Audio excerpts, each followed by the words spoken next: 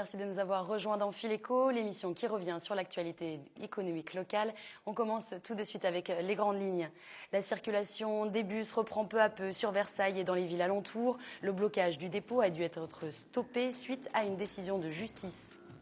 À l'approche des élections européennes, nous avons cherché à savoir comment l'Union européenne aidait les entreprises, et notamment les PME. Les réponses dans notre dossier de la semaine. Et puis nous parlerons de la e-réputation avec nos invités. Nous recevons sur ce plateau Georges Fulgencio. Bonsoir. Bonsoir. Vous êtes dirigeant d'Ecovibio. Face à vous se trouve Emmanuelle Puteaux. Bonsoir. Bonsoir. Dirigeante du Nouvel Air. Donc vous accompagnez toutes les entreprises dans leur développement sur la toile. Nous verrons ça dans un instant. Est-ce que la présence sur le web est indispensable notamment et par quel biais s'y prendre? Mais avant cela, on passe à l'actualité économique de la semaine.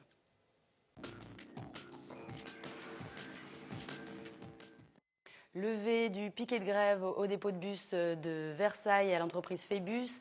Hier, le tribunal a ordonné l'arrêt du blocage mis en place depuis le 12 mai. Depuis, le service de bus de Versailles était complètement à l'arrêt. Les grévistes réclament notamment une augmentation salariale de 5%. Aujourd'hui, les représentants syndicaux et la direction ont entamé le dialogue. Selon les grévistes, 15% du trafic aurait repris. D'après une étude relevée mardi par le groupe France Industrie Emploi et l'agence de ressources humaines Kurt Salmon, les créations d'emplois ont chuté de 18% en 2013. Le secteur le plus touché, les services, où la baisse atteint les 39,5%. La région qui s'en sort le mieux reste l'Île-de-France et grâce notamment à l'industrie aéronautique bien présente dans les Yvelines. De nouvelles négociations ont débuté sur le financement du nouveau Grand Paris. Le MEDEF a saisi cette occasion pour faire entendre sa voix. L'organisation patronale souhaite la poursuite du projet d'amélioration du transport urbain. Elle craint que les budgets soient limités à cause des baisses de subventions des collectivités territoriales. Si des choix sont à prendre, le MEDEF souhaite axer en priorité sur la desserte des aéroports et des pôles majeurs de développement comme la Défense ou nous concernant le plateau de Saclay ainsi que sur le désenclavement de l'Est parisien. Une cantine qui propose des fruits et légumes frais, des petits plats cuisinés comme à la maison, utopique. C'est en tout cas ce que tente de mettre en place petit à petit la cantine municipale de Trappes. Une initiative que félicite la filière des fruits et légumes frais. Ce secteur devrait progresser d'ici les années à venir. Des images de Jonathan Villeman.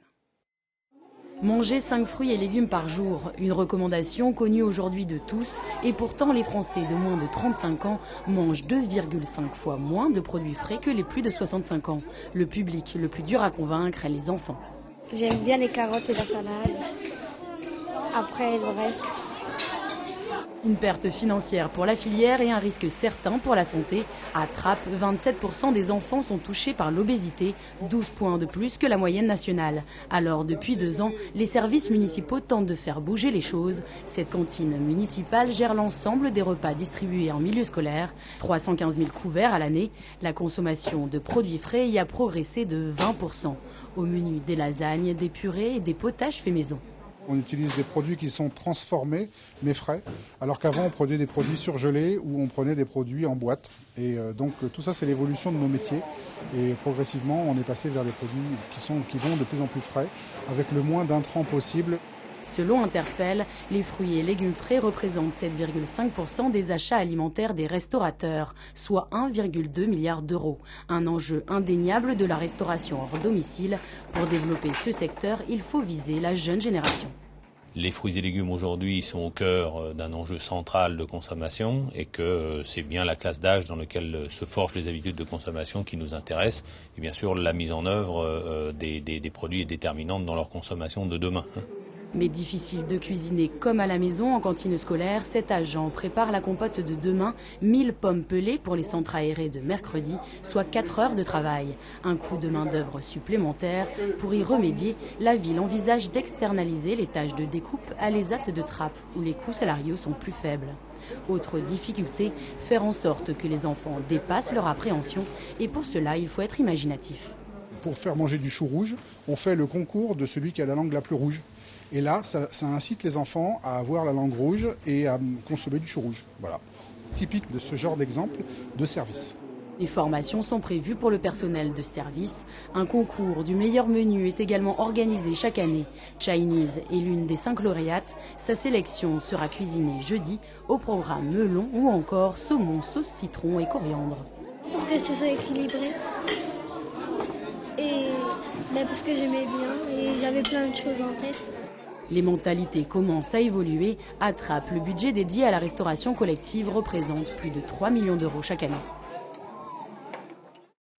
On connaît les bienfaits du sport pour la santé, mais en entreprise, les activités sportives ont encore bien d'autres attraits, comme par exemple favoriser l'esprit d'équipe. Démonstration à la base de loisirs de Saint-Quentin en Yvelines, où s'est déroulée samedi dernier la Coupe nationale des entreprises. Samedi dernier, c'est sous le soleil que ces compétiteurs s'affrontaient sur l'eau. Mais qu'ils soient en laser ou en catamaran, ils ne défendaient pas leur club mais leur entreprise. Ici, pas de victoire individuelle. La Fédération française de voile proposait une des rares compétitions en équipe. La règle, c'est celui qui arrive dernier sur les 4 bateaux fait perdre son équipe. Donc celui qui est devant va ralentir l'équipe adverse pour faciliter le travail de son coéquipier. Pour éviter que effectivement, son coéquipier soit dernier. C'est vraiment l'objectif. Dans les compétitions traditionnelles, ces 2 collègues sont concurrents. Quand on leur a proposé de faire équipe pour leur société, ils n'ont pas hésité. C'est une très belle compétition annuelle et on est là aussi pour représenter notre entreprise. Et puis le fait de naviguer en équipe, ça donne des tactiques et des stratégies différentes qui est extrêmement intéressante en matière de voile. Pour gagner, il faut par exemple bloquer l'adversaire, comme nous l'explique cet ancien habitué des podiums. C'est très délicat parce qu'il faut ralentir mais sans faire de faute. Et donc comme il y a un jury sur l'eau qui est tout près, le jury vous siffle et à ce moment-là, la bonne tactique peut se révéler une très mauvaise tactique et encore pire que de ne rien faire. En cas de litige, les concernés contestent.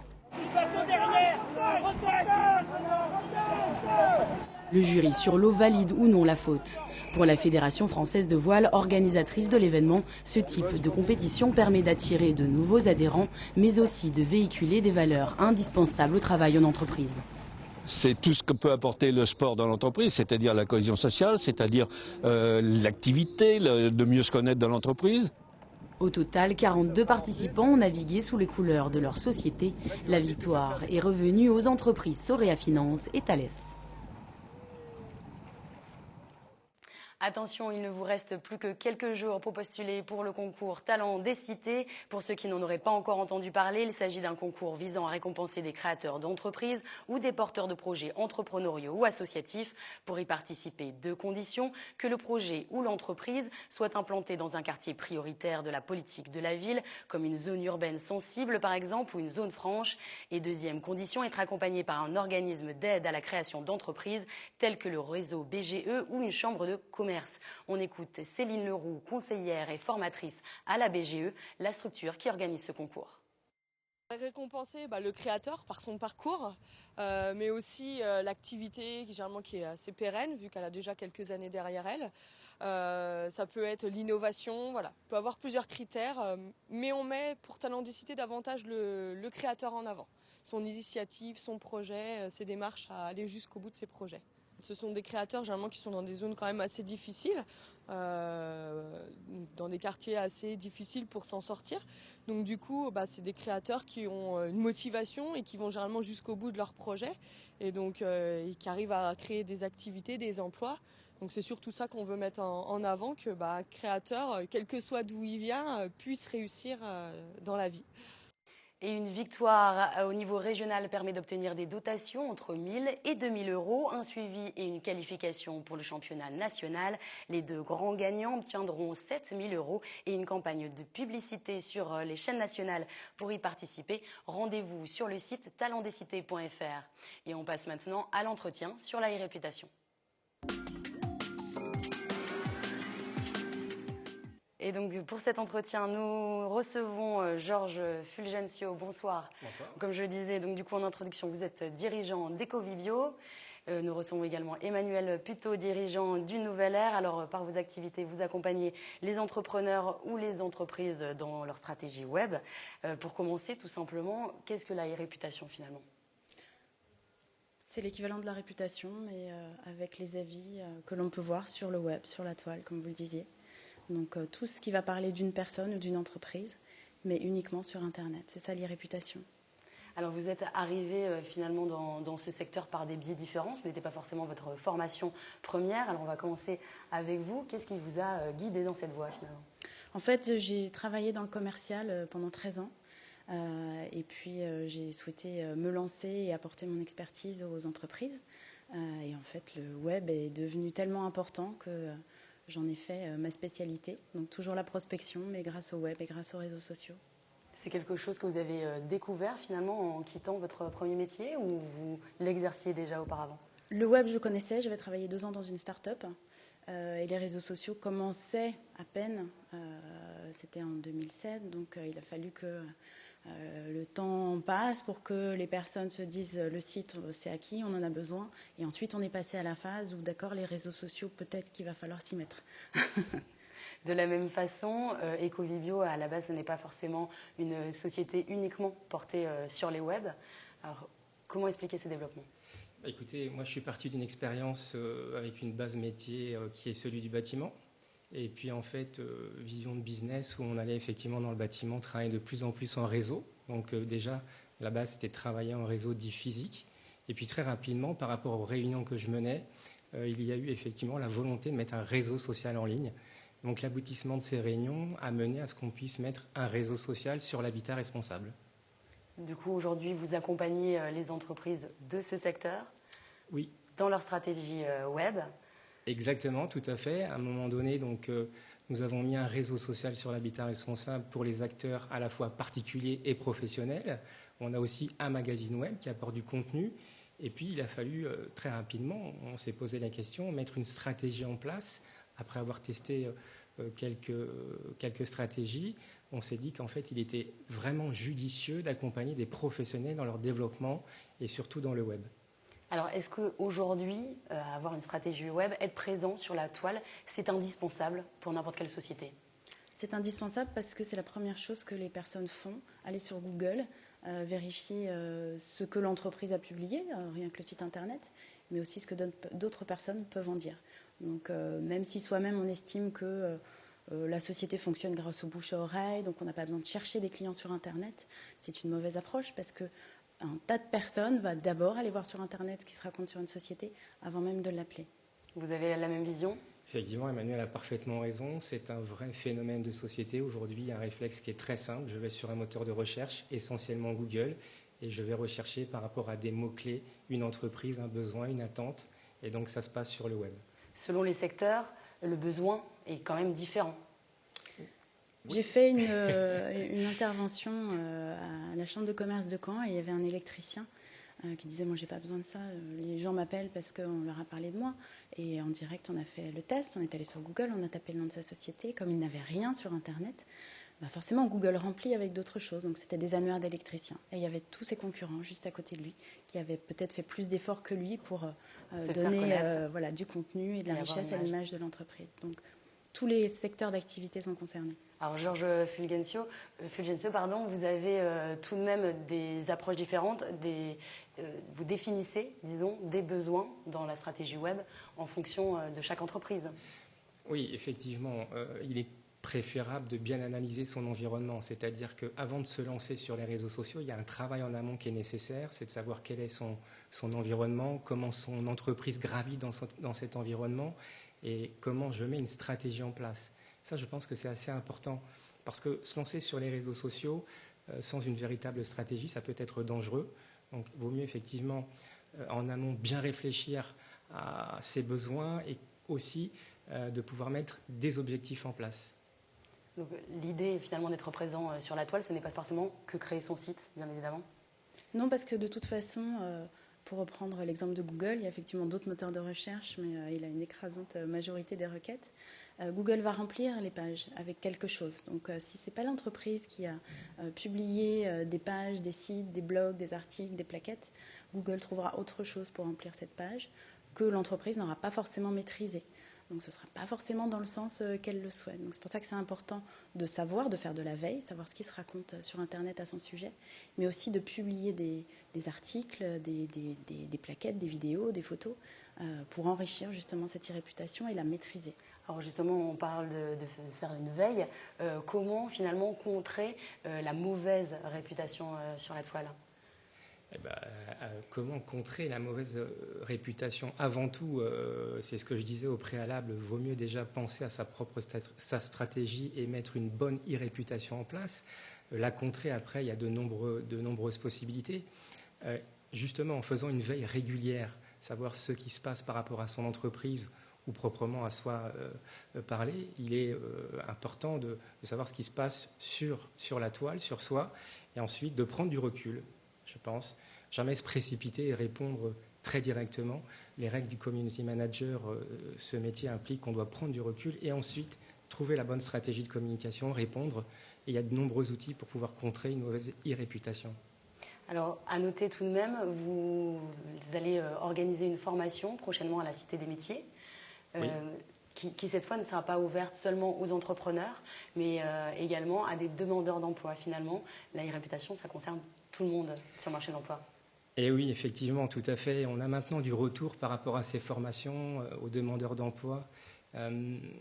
C'est essentiel parce qu'il se passe tellement de choses sur la toile et en plus, l'objectif du demandeur d'emploi, c'est bien évidemment de trouver un emploi. Et là, c'est un outil vraiment extrêmement pertinent qui permet de trouver un emploi. Donc, avec la Cité des Métiers à Saint-Quentin-en-Yvelines, on a décidé de mettre des formations. On a beaucoup de demandeurs d'emploi qui viennent. Et c'est très intéressant de faire ces formations, il y a beaucoup d'interactions, c'est très vivant. Et souvent, les gens arrivent avec des appréhensions. Et au fur et à mesure, on va lever toutes ces appréhensions parce qu'il y en a de nombreuses. Et les réseaux sociaux, je pense que c'est un véritable phénomène de société. Donc il y a plein d'interactions qui se passent dans cette formation. Alors, pour ceux qui seraient intéressés, rendez-vous donc à la Cité des Métiers, ce sera mardi prochain. Exactement, tout à fait. Rendez-vous à la Cité des Métiers le 27 mai à 10h30, 2 heures de formation pour pouvoir justement vivre les réseaux sociaux et surtout atteindre son objectif qui est de trouver un emploi. Très bien, merci beaucoup à tous les deux d'avoir été présents sur notre plateau. Merci. Et on passe maintenant au dossier.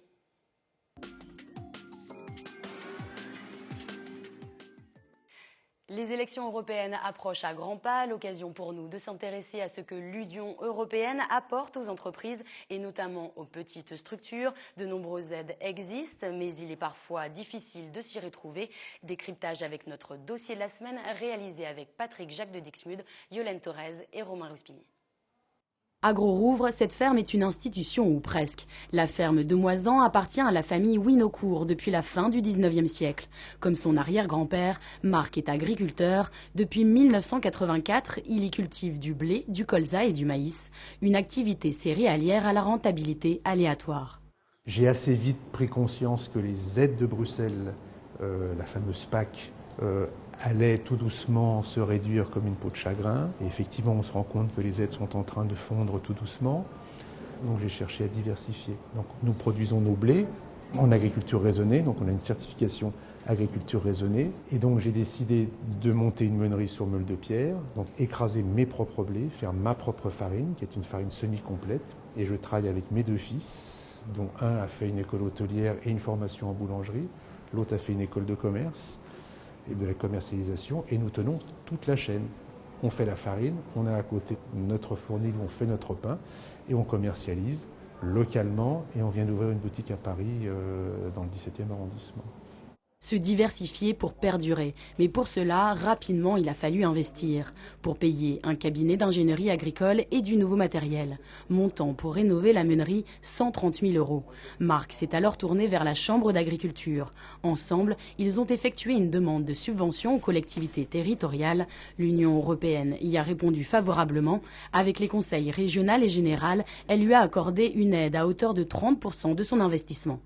Vous pouvez le voir autour, c'est du matériel, c'est assez technique, il y a des études à faire. On ne fait pas juste ça comme ça en écrasant du blé, c'est un tout petit peu plus compliqué. Là, ce sont des aides que j'ai obtenues pour investir et pour avoir un outil de production, pour créer des emplois, puisqu'on a maintenant sur l'exploitation 7 emplois, et on espère bien continuer à se développer. Au départ, la famille Winocourt n'avait que cette meule de pierre et ce tamiseur acheté d'occasion. Le financement, il est très concret. Ce sont ces 2 petites meules qui sont des meules de pierre, des silos de stockage pour nos céréales et surtout ce qu'on appelle un transfert pneumatique, c'est-à-dire que la farine est transportée sous pression d'air. Une meilleure qualité de travail pour les salariés et un système plus rapide, la production de farine a triplé. Seul point négatif, il a fallu avancer l'argent, impossible sans une trésorerie solide.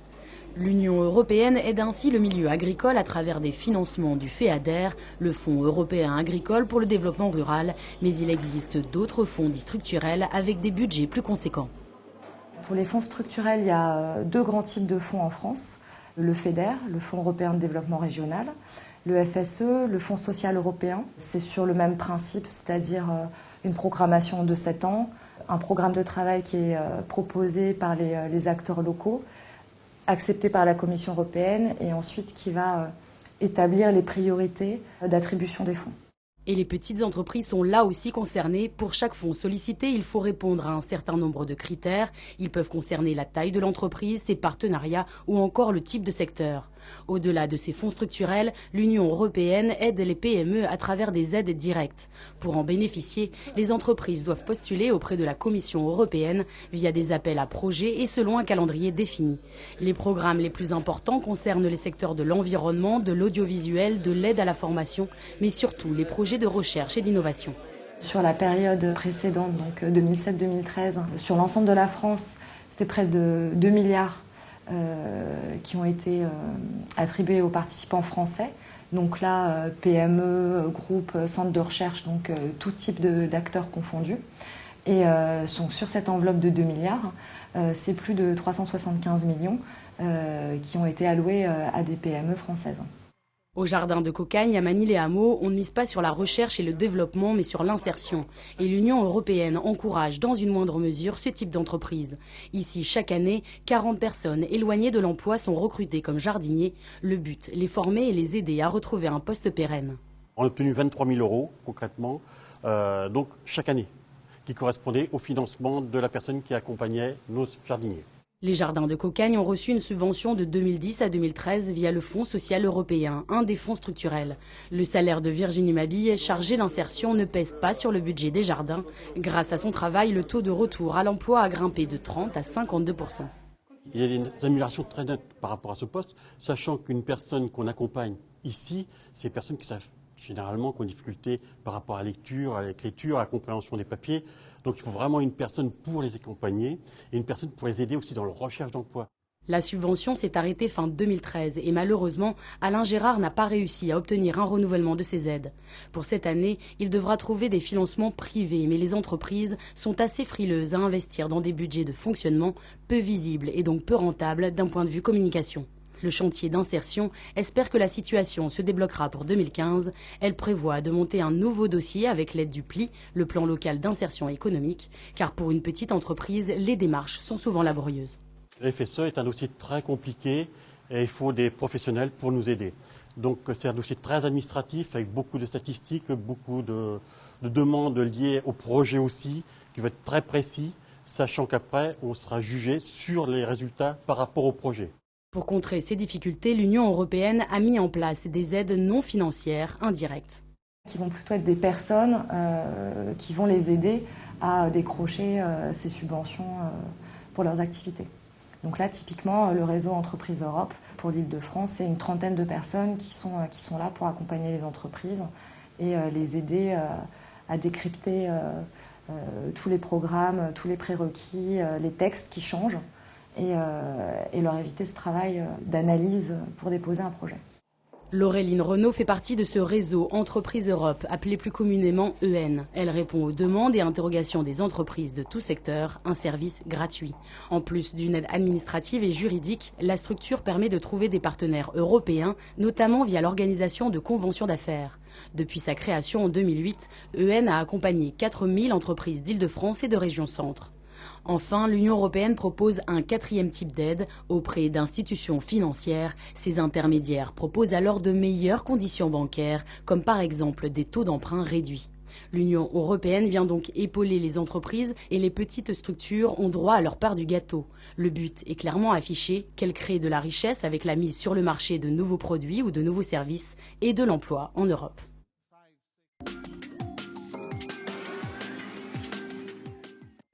Et on finit avec l'agenda. Si vous souhaitez vous renseigner sur la formation en alternance, rendez-vous mardi 27 mai à la Cité des Métiers à Trappes de 14 à 17 h. Vous y découvrirez ce que signifie le contrat d'apprentissage, les métiers concernés ou encore les établissements de formation.